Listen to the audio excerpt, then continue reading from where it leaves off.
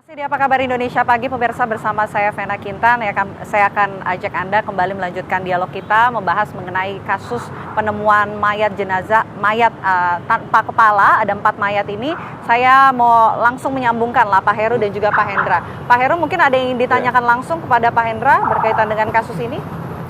Baik Pak Hendra, selamat pagi. Izin bertanya. Selamat pagi Pak Heru. Terkait dengan selamat pagi Pak. Ya, selamat bertugas. Ingin bertanya terkait dengan kondisi para korban ya, Pak Hendra. Apakah memang tidak ada yang bisa diidentifikasi, bisa pada sidik jarinya, apakah sudah tidak ada jempolnya atau telapak tangannya, lalu kakinya apa masih ada kaki yang bisa dikaji tentang kakinya. Kalau kepala kan sudah tidak ada, jadi apakah benar-benar tidak ada yang bisa diteliti, dikaji selain daripada DNA-nya begitu? Izin Pak Heru, jadi hasil identifikasi kami dengan mayat, ternyata di telapak kakinya itu sudah tidak ada lagi, dan di tangannya juga sudah tidak ada lagi telapak tangannya.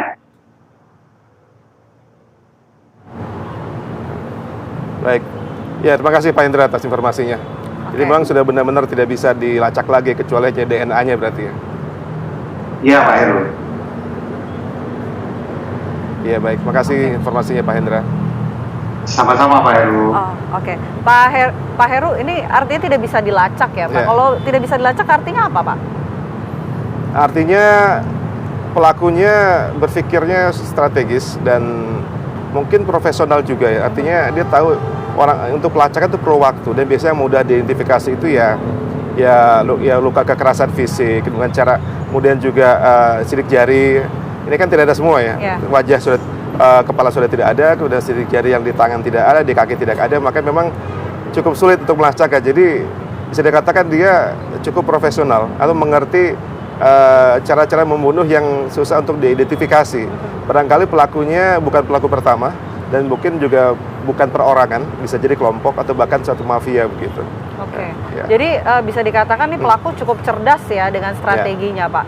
Tapi kalau kita melihat dari pola yang dilakukan kepada 4 jenazah ini dengan cara memutilasi, itu sebetulnya apakah memang bisa terlihat kalau ternyata ada dendamkah dari si pelaku, atau justru pelaku ini menunjukkan sisi yang lebih ke psikopat gitu?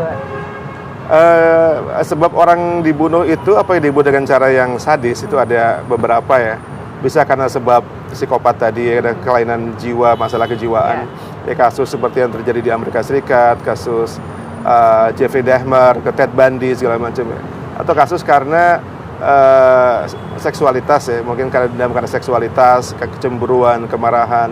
Bisa karena ekonomi, perampokan, pengambilan harta, pencurian, juga karena dendam. Dendam ini bisa karena banyak hal, bisa karena melanggar kesepakatan, melanggar janji, menyakiti, menodai, menghina, merugikan yang melakukan kejahatan, sehingga atau mungkin pada tahapan yang mungkin bukan cuma sekali, jadi sang pelaku merasa murka, dendam dan marah, dan dilakukan dengan cara dibalas dengan hal seperti itu ya, sampai dipotong kepalanya. Jadi banyak cara, banyak motif. Hanya memang tidak semua kemarahan, tidak semua kebencian harus dilakukan pembunuhan dengan cara seperti itu. Karena itu kan perlu effort ya, perlu usaha. Sampai motong kepala itu perlu effort. Motong kaki, telapak tangan itu perlu ikhtiar yang luar biasa.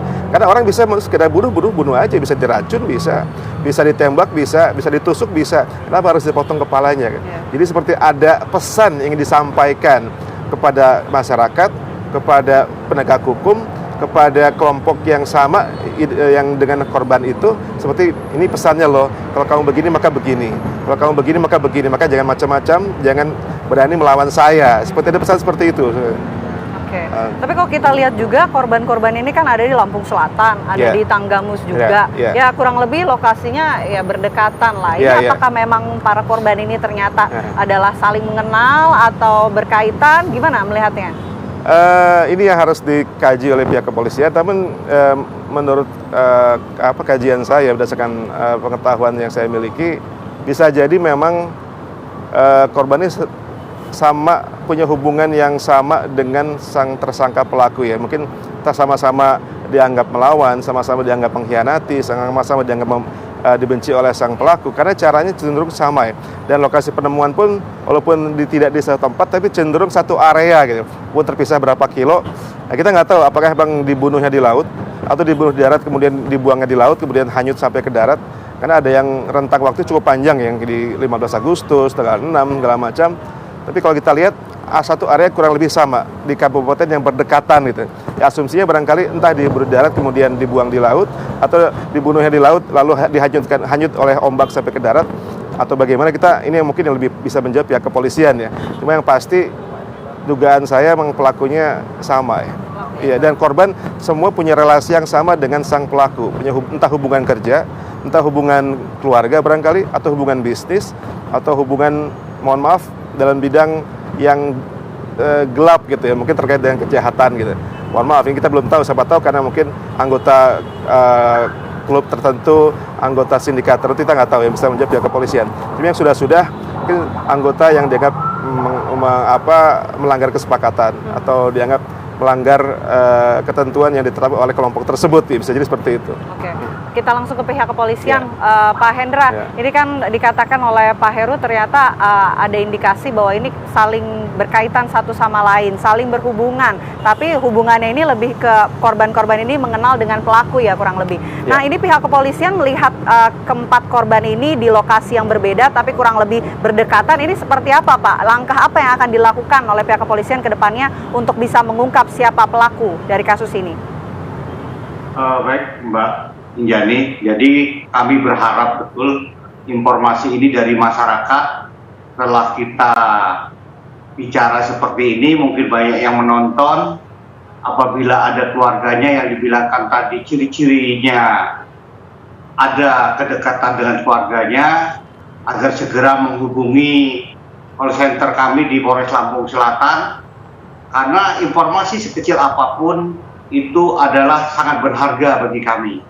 Karena untuk segera mengidentifikasi mayat, supaya kami melakukan penyelidikan lebih cepat dan akurat.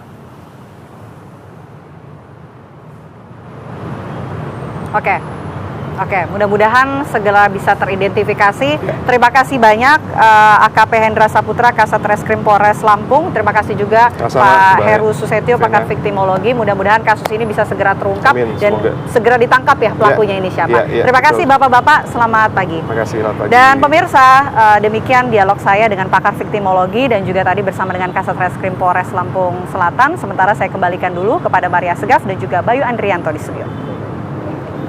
Ya, terima kasih Vera Kintan, tadi udah mengulas tuntas ya. Emang ya saat ini masih mencari identitas dari keempat mayat tanpa kepala tersebut, semoga menemukan titik terang. Amin, amin, amin.